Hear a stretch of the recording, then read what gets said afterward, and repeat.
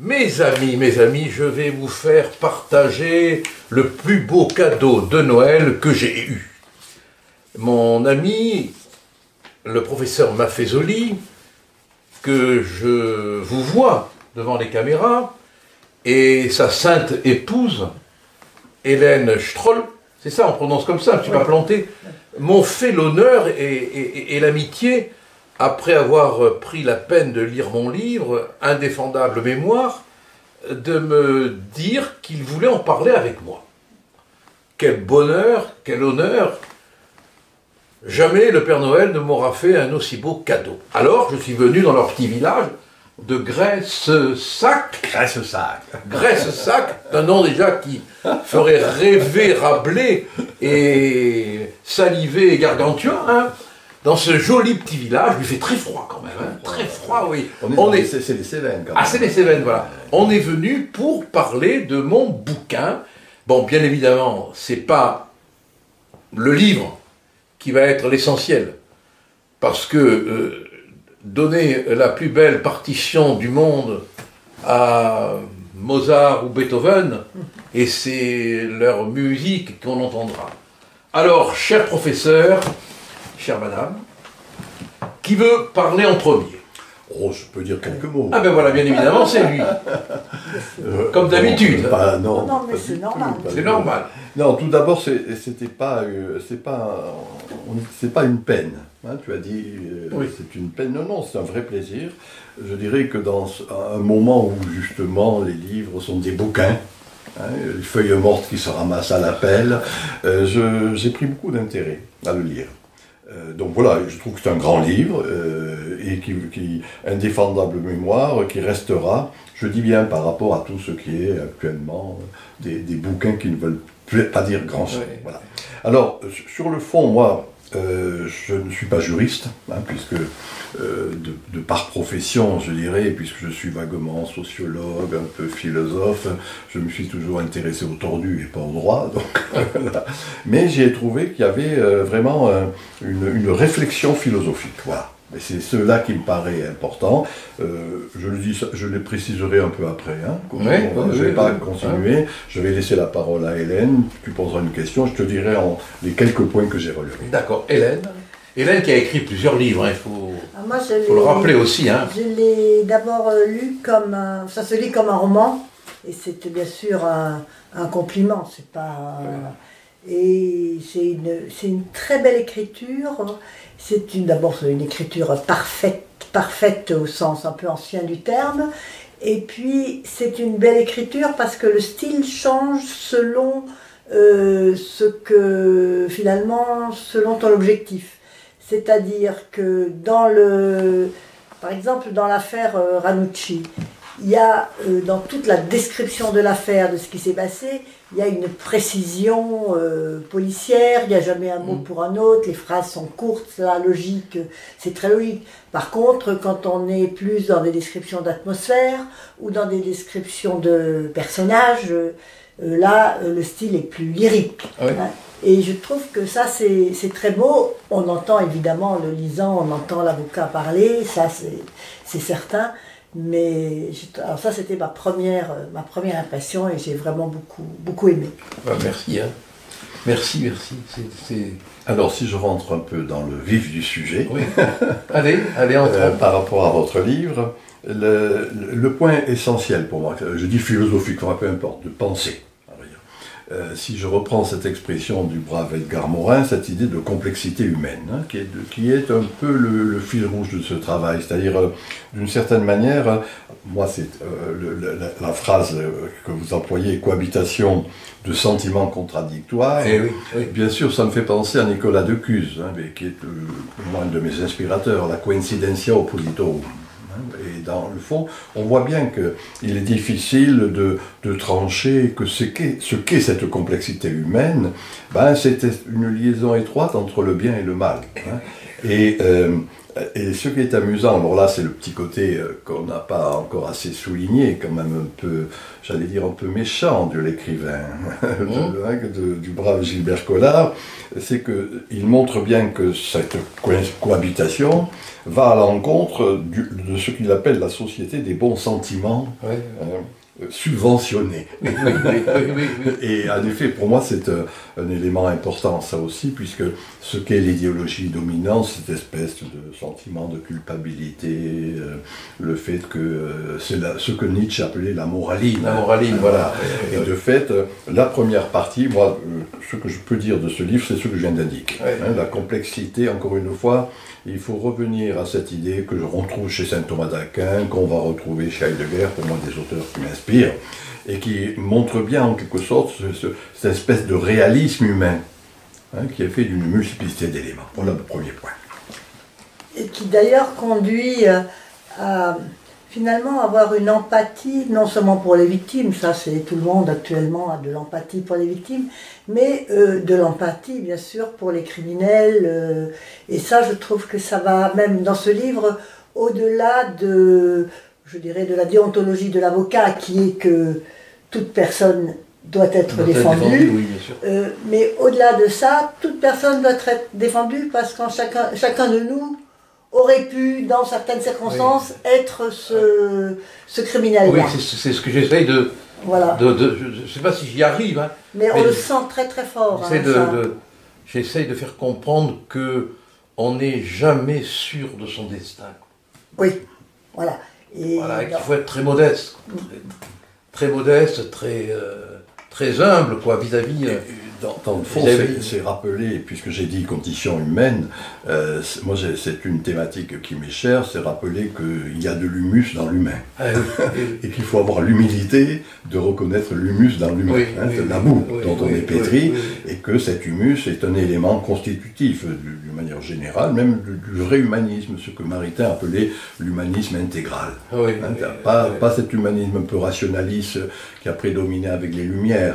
Je suis assez anti-lumière personnellement, mais au contraire cet humanisme intégral qui intègre ces deux éléments. Alors, le deuxième point sur lequel je vais insister par rapport à votre livre, là encore je vous prie de m'excuser, je ne suis pas juriste, mais ce qui est une... C'est très facile d'être juriste.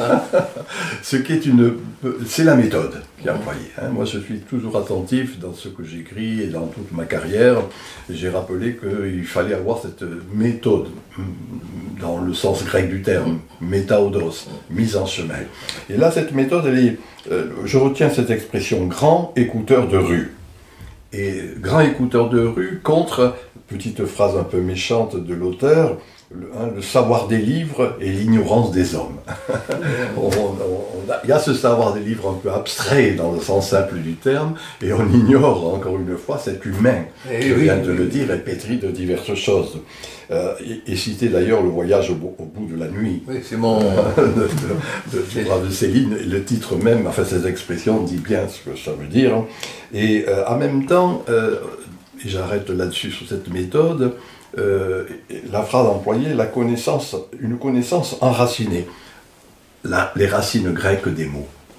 Et c'est rappelé dans le livre qu'il faut revenir, et fréquemment on voit revenir ces racines, et moi je considère, d'ailleurs personnellement c'est ce que je fais aussi dans mes divers livres, je rappelle les étymologies, parce que ça nous permet de... C'est l'inconscient des mots. Voilà, que les mots puissent devenir une parole fondatrice. Et voilà. Alors voilà l'aspect méthodologique qui me paraît important. Et du coup, d'ailleurs, ce qui est intéressant, c'est que si on regarde votre parcours ultérieur, c'est que je me dis que quand vous étiez avocat, vous n'étiez jamais le défenseur d'une cause et vous ne prétendiez jamais parler au nom d'eux. Ah, jamais. Et au fond, le politique, malheureusement, vous avez dû y être un peu malheureux, parce que le politique, dans la démocratie représentative, ne se justifie que parce qu'on prétend parler au nom d'eux. Voilà. Au nom d'eux. Et bien sûr, on ne parle pas au nom des personnes qu'on défend, que ce soit partie civile ou que ce soit défenseur de... Et donc, je trouve que ça aussi, c'est important. Et on le voit dans plusieurs affaires. Il y a quand même trop d'avocats qui politisent l'affaire et où ça devient une cause. Enfin, sur l'affaire de la peine de mort, c'est flagrant. Hein, ouais. C'est flagrant. Ben, c'est ce que je raconte dans Oui. l'affaire Ranucci, où c'est devenu, où le combat pour l'innocence de Ranucci est devenu un combat pour l'abolition de la peine de mort, sans jamais se soucier de la vérité de l'affaire. De la vérité et du fait que ça posait et des conséquences sur... Des conséquences horribles sur la famille. Sur la famille, hein, puisque le frère de Maria Dolores est devenu à son tour dans une espèce de malédiction antique presque. Hein. Lui aussi assassin. Par 2 fois. Par 2 fois. Par 2 fois, oui. Et là, puis la description du père moi j'étais très attentive à ce que vous disiez sur cet homme n'avait pas les mots pour finalement maîtriser sa douleur. Donc il s'est fait jusqu'à la fin de sa vie finalement, il a été...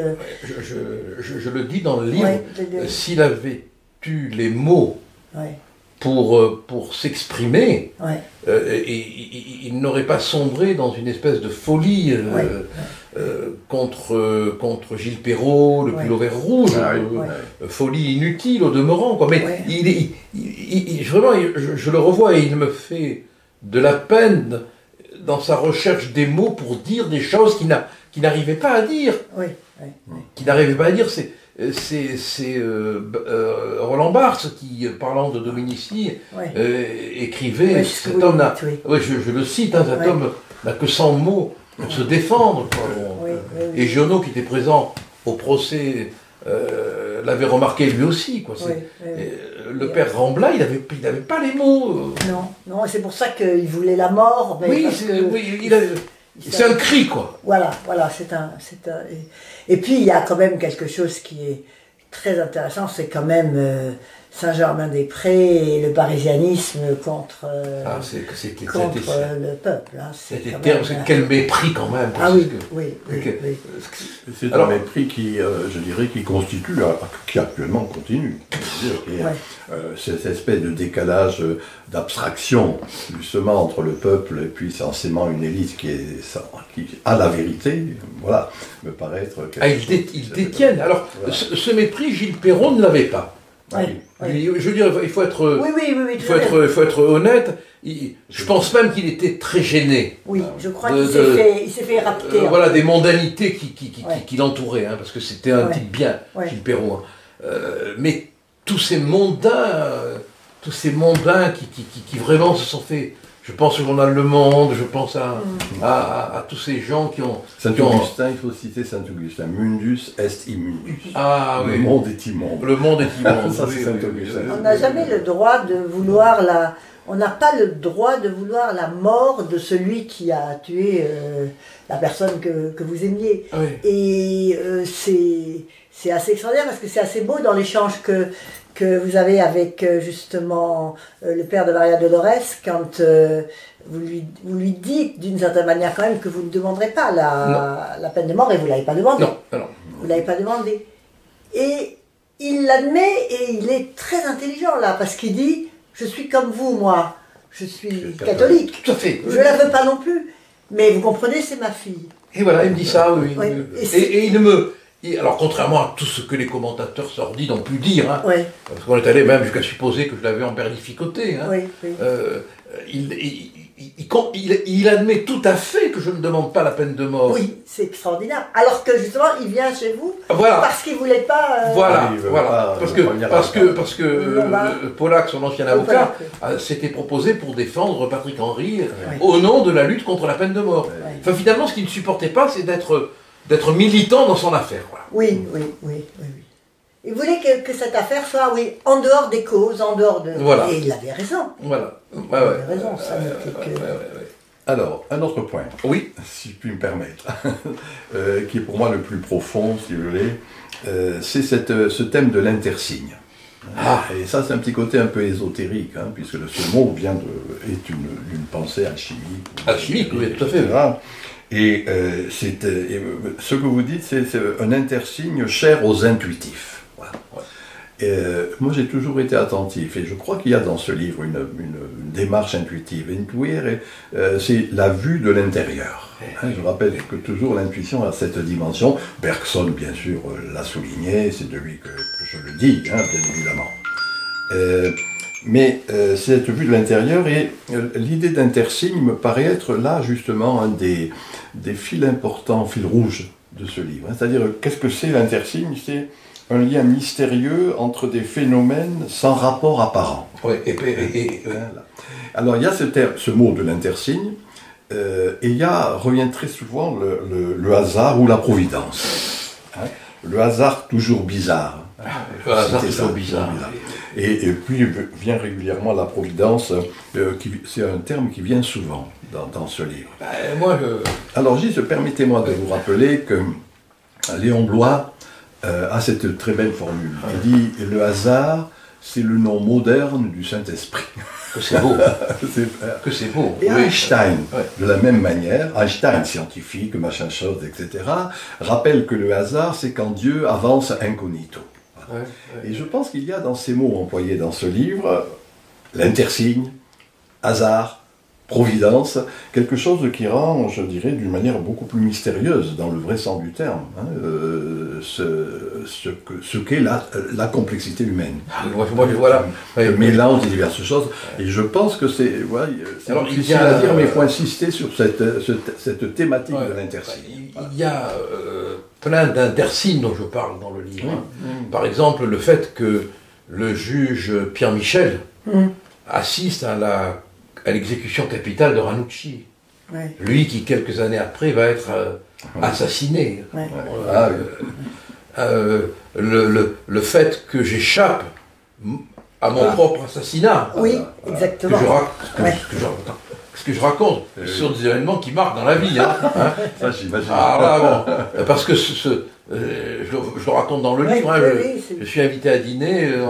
J'avais défendu l'Aïd Moussa, qui avait été quasiment acquitté. Et on était invité à dîner pour fêter la libération. Et il y a un individu qui, à minuit, est entré et a cherché l'Aïd Moussa, lui a mis une balle dans la tête, et m'a cherché. Mais moi, je n'étais pas là parce que j'avais une rage dedans. Oui.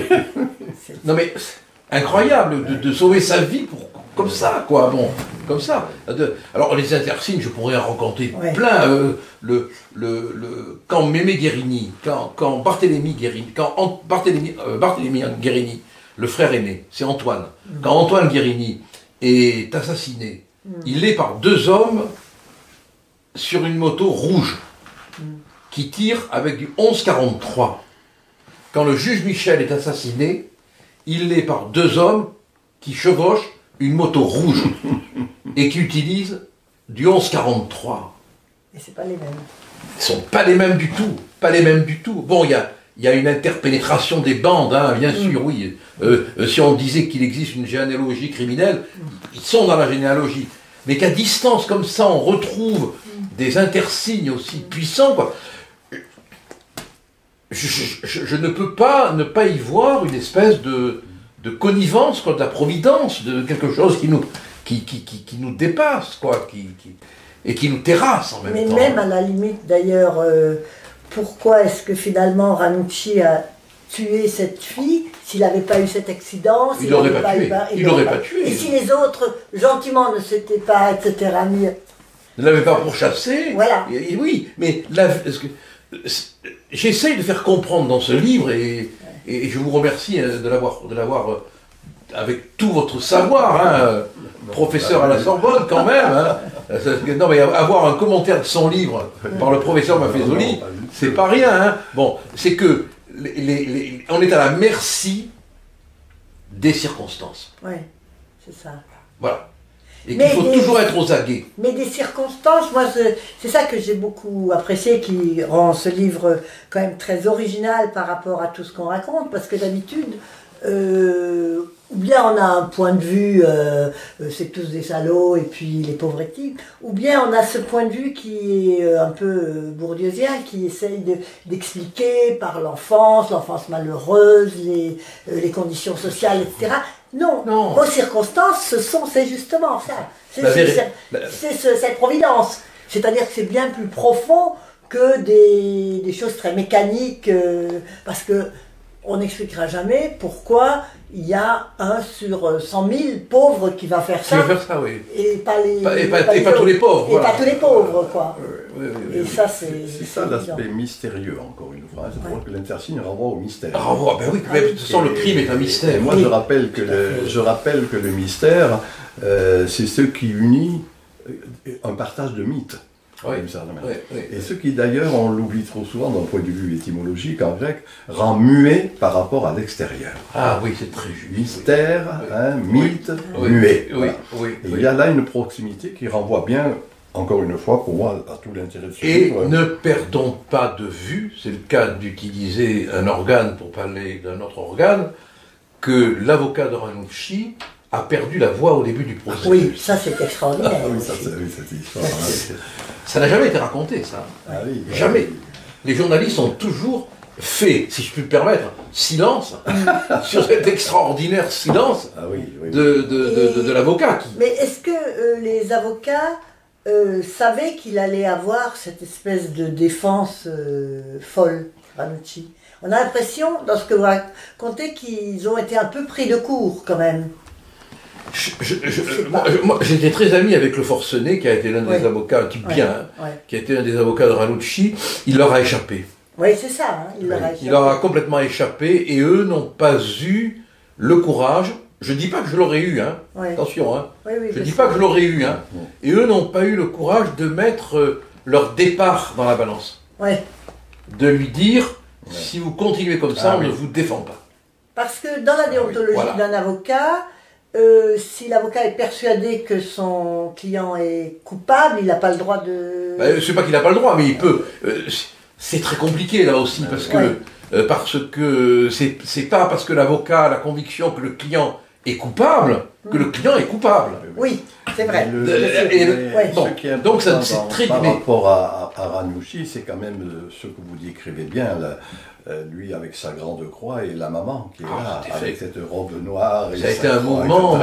Et peut-être que c'est ça qui est le cœur. C'est ce que je dis. C'est ce que vous dites et qui n'a jamais été dit, parce qu'on a très peu parlé de la mère. Et c'est vrai que c'est un petit gamin qui dit, contre... Mais non, c'est pas moi, il a encore un bout du vase en main, et il dit, c'est pas moi qui l'ai cassé. Et du reste, il ne va avouer qu'à une femme. Ah oui, c'est vrai que parce qu'il y a cette... Qu'à une femme, Madame Aubert, qui lui parle gentiment, qui lui parle maternellement. Ah oui. Et c'est là où il avoue. C'est à ce moment-là. Ce ne sont pas les policiers qui l'ont fait avouer. Quand vous lisez dans le procès-verbal, désirant soulager sa conscience, formule on ne peut plus con, en réalité non. C'est la gentillesse de cette femme, cette image de la mère, qui l'amène à parler. Et ce qui est terrible, c'est que on se rend bien compte que s'il avait avoué au procès, il n'aurait pas été condamné à mort. Oh, pas du tout. Pas du tout. L'avocat général m'a toujours dit que s'il avait reconnu, il ne réclamait pas la peine de mort. Ah oui.